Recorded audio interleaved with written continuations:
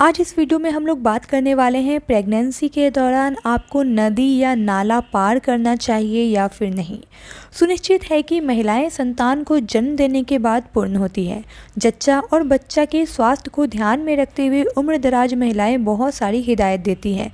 गर्भवती महिला को चाहे उस समय वो बातें अच्छी लगे या फिर नहीं लगे, लेकिन उसका पालन करना उसके लिए अच्छा होता है। एक मान्यता के अनुसार गर्भावस्था में महिलाओं को 7वें महीने में या उसके बाद नदी नाले को पार नहीं करना चाहिए अथवा उनके पास भी नहीं जाना चाहिए। आधुनिक वर्ग इस मान्यता को केवल अंधविश्वास मानता है, लेकिन उनका ऐसा सोचना सरासर गलत है। विज्ञान भी अपनी सहमति देता है कि गोद भराई के उपरांत गर्भावस्था में महिला को आराम करना चाहिए और यात्राएं नहीं करनी चाहिए। ऐसा करने से स्वास्थ्य समस्याओं को बढ़ावा नहीं मिलता है। बड़ी बुजुर्ग महिलाओं का मानना है कि नदी और नाले के पास नकारात्मक ऊर्जाएं अपना बसेरा बनाकर रखती है, तभी तो अधिकतर शमशान भी नदी किनारे स्थित होते हैं। तंत्र साधनाएं भी यहीं होती हैं। गर्भावस्था में महिलाओं के शरीर में बहुत सारे परिवर्तन होते हैं, उनमें व्यवहारिक से अधिक संवेदनशील आ जाती है। नदी नाले पार करने से जच्चा बच्चा दोनों पर नकारात्मक प्रभाव पड़ सकता है। अब ये कितना हद तक सही है और कितना हद तक सही नहीं है, इस बारे में हम आपको खुलकर तो नहीं कह सकते, लेकिन कहा जाता है कि नदी और नाले को पार नहीं करना चाहिए।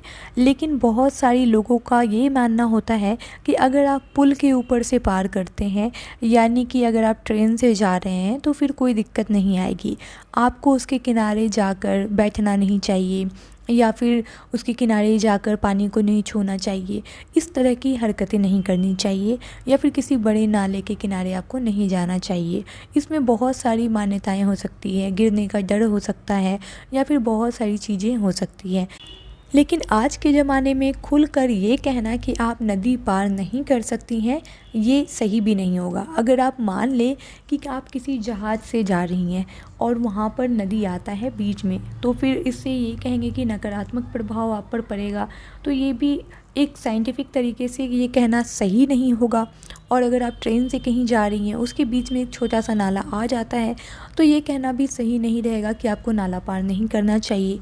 लेकिन आपको ध्यान देना चाहिए कि आपको नदी नाले के किनारे ऐसे नहीं जाना चाहिए या नदी नाले के बीच में नहीं जाना चाहिए, यानी कि आपको छूना नहीं है, पानी टच नहीं होनी चाहिए, आसपास किनारे जाके बैठना नहीं है या शमशान घाट के आसपास नहीं जाना है।